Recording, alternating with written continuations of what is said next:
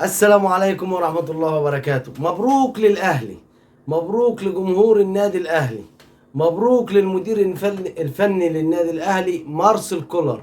مبروك الفوز الكبير على الداخلية 4-1. مبروك الهجوم الكاسح للنادي الأهلي والأداء السريع.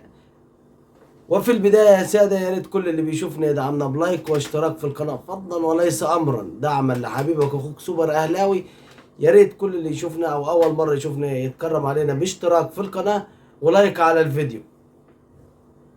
مرة تانية ألف مبروك للنادي الأهلي وجمهور النادي الأهلي والمدير الفني للنادي الأهلي مارسيل كولر على الأداء الرائع والسريع والجميل أمام الداخلية والفوز الكبير 4-1 في مباراة شهدت 4 أهداف وتألق غير عادي من النجم الزئبقي الجديد كريم فؤاد في كرة سريعة جدا. ولأول مرة من حوالي 4 سنوات أو ما يزيد ما شفناش النادي الأهلي أو لاعب واحد في النادي الأهلي يصنع يشارك في 4 أهداف في المباراة، ألا وهو كريم فؤاد صاحب الأسيست في الهدف الأول والهدف الثاني والهدف الثالث والرابع بإمضاء كريم فؤاد، والهدف الخامس اللي هنتكلم عليه بعدين اللي ضيعه عمرو الشناوي وحسبه اوفسايد. والتحكيم الفاجر العاند قدام النادي الأهلي، تحكيم متعند للغاية، تحكيم فاجر للغاية. ولكن هنتكلم على أداء الفريق في البداية، ألا وهو سرعة الأداء، وعلى محمد مجدي قفشة اللاعب اللي أدى مباراة جميلة جدا وكبيرة قوي وأداء وسرعة.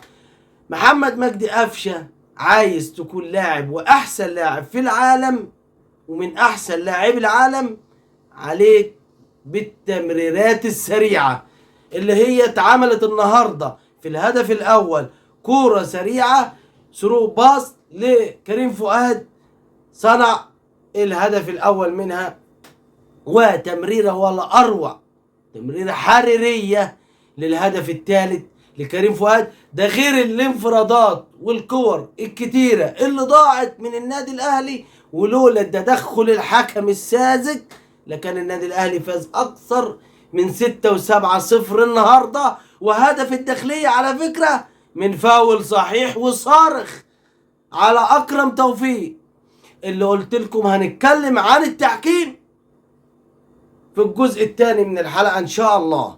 ليه؟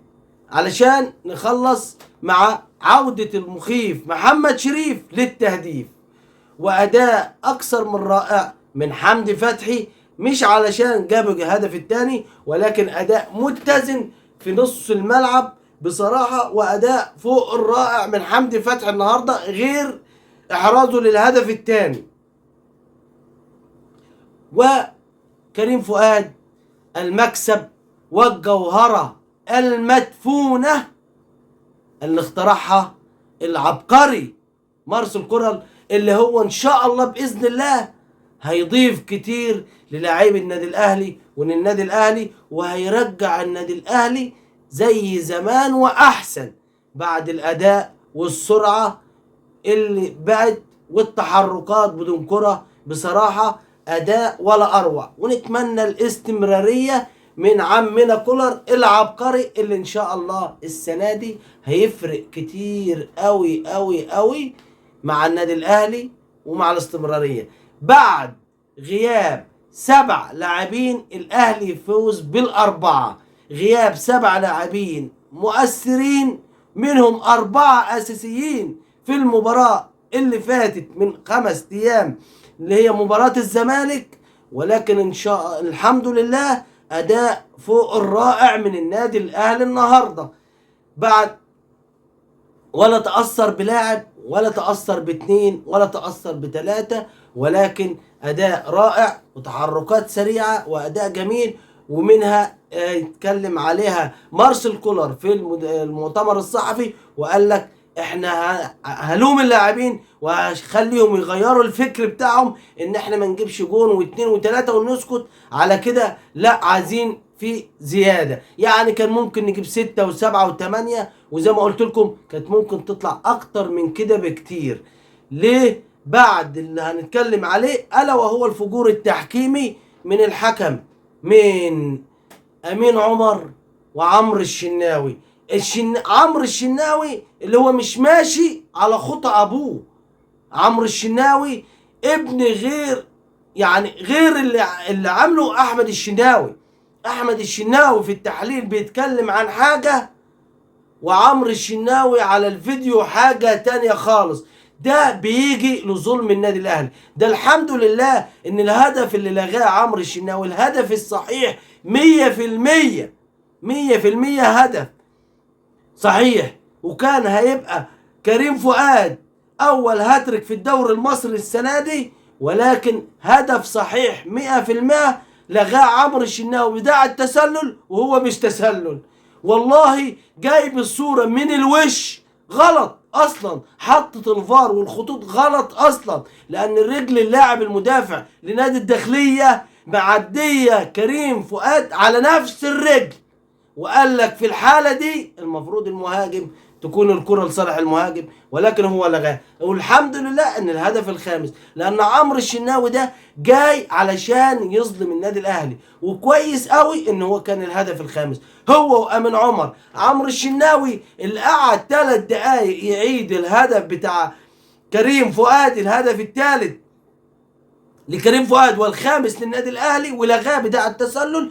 ما خدش ثواني في اعاده الهدف اللي جه في النادي الاهلي، اللي هي اساسا فاول على اللاعب اللي ضرب اكرم توفيق في وشه وفي انفه، ولذلك كان حتى بينزف دم، جاب دم قدام امين عمر ومحدش قال حاجه، مع انها دي فاول صارخ.